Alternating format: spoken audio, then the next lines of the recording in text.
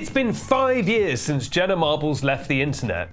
Give you a moment to process that. But what's happened in those 5 years? Where is Jenna now? Will she ever return? And perhaps most importantly, what have we learned about online fandoms and how the internet has evolved in the last 5 years? Because honestly, I find it fascinating how much has changed, and I really want to get into it on this episode of Scroll Deep with me, Benedict Townsend, the show that keeps up with internet nonsense so you don't have to. And make sure to share this video with the biggest Jenna Marbles fan you know. Now, before we begin, Jenna Marbles has made it clear that she has left the internet and is not interested in being found, and her fans have respected that broadly, and we respect that too. So the purpose of this video is not to stalk her and give you her exact coordinates, north 12345, west 2833. It's more to sort of reflect on the story as a whole. Jenna Gordon Justin Marbles announced her departure from YouTube and therefore the internet on June the 25th, 2020, while addressing some of her past controversial videos. You'll remember that 2020 was a time of particular reassessment in the United States and elsewhere when it came to racism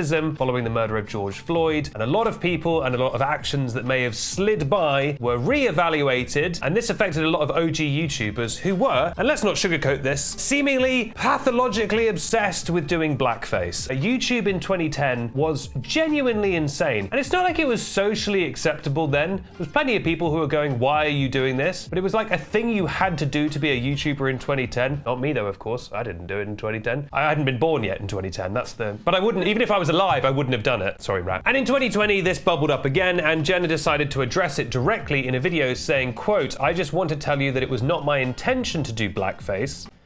Which is an interesting thing to say because she did do it, but okay. It doesn't matter. All that matters is that people were offended. It's shameful, it's awful. I wish it wasn't part of my past. She also talked about other things she'd been pulled up on, like making derogatory comments about an Asian man, and also what she called slut shaming. She said, quote, "I ranted about girls that ran around and slept around, and that's wrong. I had a lot of internalized misogyny. For now, I just can't exist on this channel. Hopefully I've taken down anything that would upset someone, and I hope you know that's just not my intent. That's not what I ever set out to do. So I think I'm just gonna move on from this channel for now." And then she did. She actually did it. She did the one thing that no one ever does. She actually just went away from the internet and never came back. And it presented a really interesting situation for viewers and fans because I don't think anyone expected her or anyone to actually ever do that. There were a lot of people who were like, we don't like what you've done, understandably, and were like, I don't think you should have a platform anymore. I think there were other people who perhaps a little bit more flippantly were like, you should go away. But then she actually did go away, and then I think they were a bit like, oh wait, we didn't mean that fully. And the fans were desperate for her to come back. Compilation videos of her stuff were getting millions of views. Her channel still receives, to this day, millions of views every month. People are hungry for Jenna Marbles content, and I'm pretty sure they're not going to get it. That being said, we've had a few updates over the years. In April 2021, she was engaged to her longtime partner and fellow YouTuber, Julian Solomita, and then they got married in 2022. In 2023, a longtime stalker broke into their home. Julian posted on Instagram saying that the person had been harassing them for months.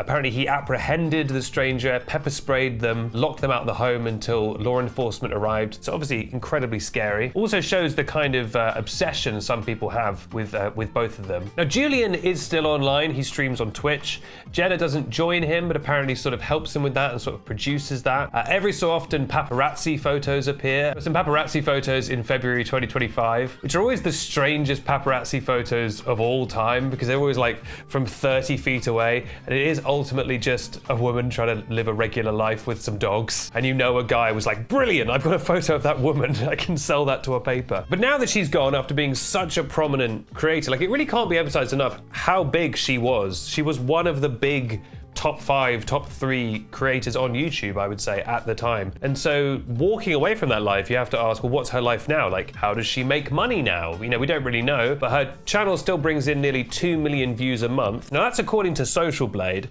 and Social Blade does seem to just sort of spin a big wheel and make up a number. According to Social Blade, she's earning up to $7,000 a month. Again, Social Blade will just pick a number out of the air and be like, you are a millionaire. And you're looking at that and you're like, well, I wish I was Social Blade. I would love to know what Social Blade says about Scroll Deep, actually. We're going to do a live on-air Social Blade of Scroll Deep. Yeah, apparently Scroll Deep is making 20k a month on YouTube, which proves that it's dead wrong. We're making at least 10 times that on YouTube. Life is good! And to show how well we're doing, just now the team said, Benedict, you're looking shiny, let's get some powder for him. And then Tia walked in with a small rag and was like, we don't have powder, but we do have a rag. So let's just say the 20k a month is going pretty good. So what have we learned from all of this? Well, like I said, she was one of very few. I mean, she really might be the only person who was like, I'm leaving the internet, and then truly left the internet. Usually what people do is they leave and then make a big song and dance about it, and sometimes that song is called The Toxic Gossip Train, and then 1 week later they're back. There was actually quite a funny screenshot, I'll try and find it, of like one Colleen Ballinger video that was like, it's time for me to leave. And then it was like, it literally says 3 days later, like, I'm back. Or they leave one platform, but they just move to a different platform. There's always talk when people have to apologize about, you know, taking accountability and I'm gonna cancel myself, take myself out of the equation. But she really did. And I think that's quite interesting because obviously the internet and society has evolved a lot in the last 5 years. It's certainly regressed in a lot of ways. Now, if you're a creator and you do blackface, you probably get some kind of government position in the United States. They'd be like, you can run the Navy now, actually. So she should have just kind of waited, and then she probably could have been like a Republican governor by now. I think if she was thinking cynically, the mood is right now where she could come back and she'd probably be fine. I mean, the amount of people who got cancelled or called out and didn't apologize and just kind of kept going. I mean, like Logan Paul, stronger than ever. So I guess if she wanted to, she could just come back, but you gotta hand it to her. She's really sticking by her principles, and she's clearly also, she just likes having this life. It probably is a nice change of pace to go from being like an ultra famous YouTube person to just having like a peaceful life where, well, I suppose people are still stalking you, but at least you're not, you know, she can be semi-normal. That's probably quite nice. I guess also like her apology, and I think which was bolstered by her then leaving and staying gone, like her apology was basically universally sort of, well, not universally, but most people accepted it and saw it as sincere because she very much was like, here's why I did it, but it was completely wrong and I'm not justifying it. It wasn't the usual kind of like, I'm sorry, you're sorry thing that people do, or I'm sorry, you're mad, but I'm built different. Like, she was sincerely sorry, and I think like every day that she stays away from the internet, it just makes her apology seem more genuine and authentic. And I suppose in a way, if she came back, would it undermine her apology at all? Maybe a little bit. I guess it opens up the ultimate question of when has someone proven themselves to have taken accountability? What is the threshold for that? Which is an interesting question because I guess it's individualized to every person. You can't decide for everyone that we've all accepted an apology. I guess it's down to each individual viewer to decide what their relationship is with the person putting the stuff out there. But I guess the broad consensus in her fandom seems to be that most of them have like accepted that she was sorry and are in a place where they could move on with her. Other people will be different. But I do think that's interesting of like, we're always looking for an easy answer and usually a binary answer with people. Human beings are very obsessed with people either being good or bad, especially on the internet. And it causes a lot of problems because almost everyone is in the middle in some way, you know? So I guess, yeah, that's kind of an ongoing dialogue everyone's having of like, when do you decide someone has taken accountability? But ultimately, like I say, I guess that's up to you. You can't ask Grok what you feel about things. You got to do that one for yourself, I'm afraid. But what do you think of all this?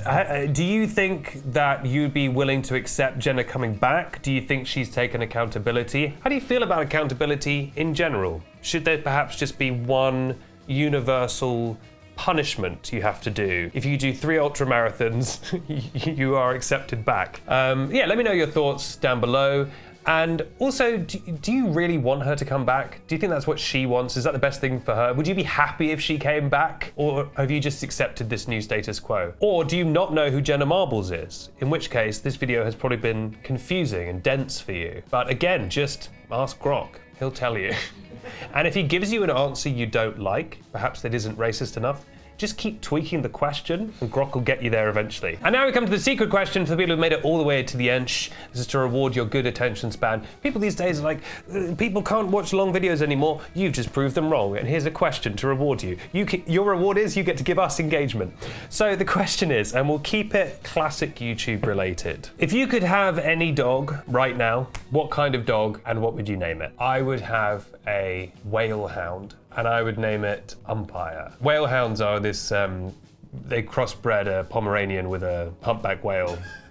Anyway, I'm Benedict Townsend. This has been Scroll Deep. Taking accountability, that's tennis. You don't want to be one of those people who gets mad and smashes their racket, okay? Sometimes you hit the ball into the net. I'm Benedict Tennis. This has been Scroll Deep, and that's Townsend.